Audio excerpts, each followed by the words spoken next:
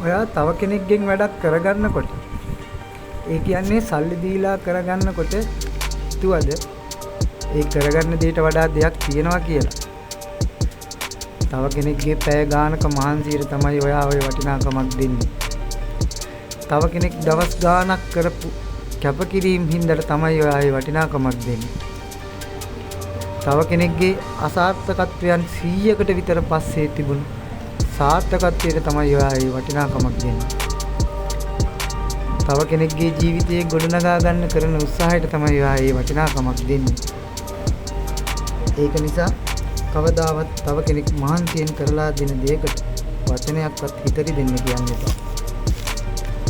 රැකියාවක් කරන කෙනෙක් හෝ වේවා. ඔව් ඒ තැනට ඇවිල්ලා තියෙන්නේ ජීවිතේ දිනන්න ගොඩාක් කැපකිරීම කරලා.